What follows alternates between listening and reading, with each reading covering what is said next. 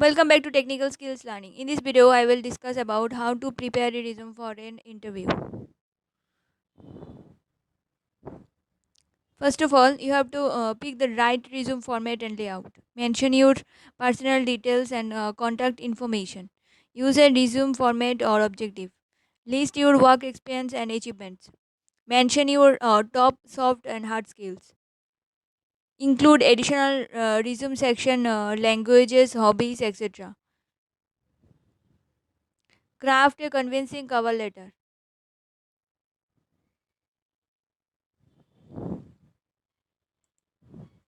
What is the best resume layout? How to pick the right resume format? There are three types of resume formats: reverse chronological, functional, or skill based, and a combination of the two. The choice depends on the type of job you are applying for and your level of experience. Reverse chronological resume format. This is the most popular resume format and is the ideal for people with plenty of work experience that is relevant to the position they are interested in. Functional or skill based resume format.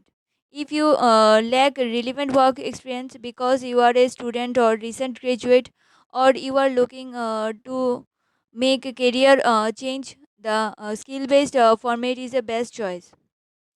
Third is combination resume format. The combination resume is a great choice for work seekers with a very diverse skill set.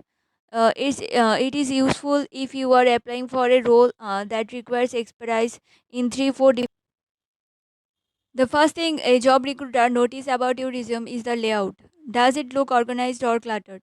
Is it too short or too long? Is it boring and easy? Is it boring and easy to ignore, or does it scream out "read me"?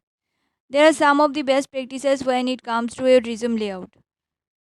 Resume layout must have some. Resume layout must have one page in length, clear section headings, ample white space, easy to read font. Pick the right font size. Save your resume as PDF.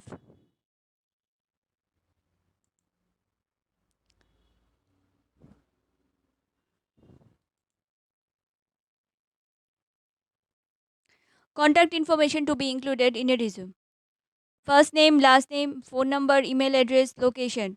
Are you located in the area, or will the company have to sponsor relocation? Some resume summary and when to use it. What's a resume summary and when to use it? A resume summary is a 2 to 3 sentence summary of your career.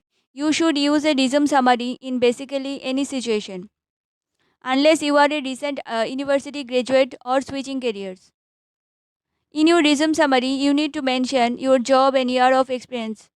For example, customer support representative with 5 plus years of experience in the IT industry. One or two top achievements or core responsibilities. For example, specialized in technical support, customer care, and user retention. Desired goals. Generally, patient for working at a specific company. For example, looking for few opportunities as a support lead for a SaaS company. How to list education on your resume.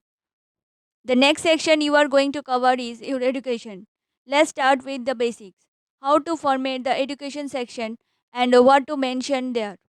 Then we will move on to the tips and tricks that will help you to stand out. Program name, for example, BA in Business Administration. University name, for example, New York State University. Year attended, for example, 2008 to 2012. Academic achievements, minors, these are optional categories you can mention in your education. Work experience.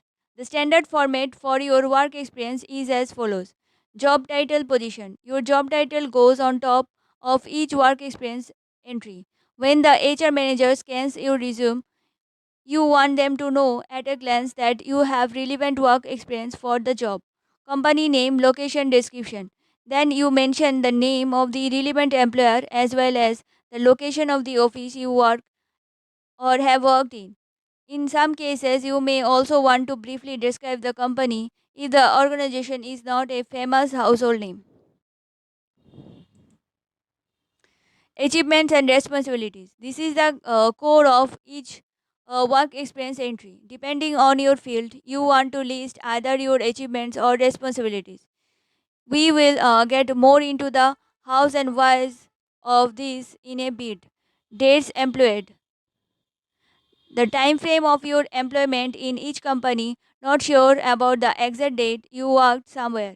Don't worry, you don't have to accurate by the days or long or as long as it close.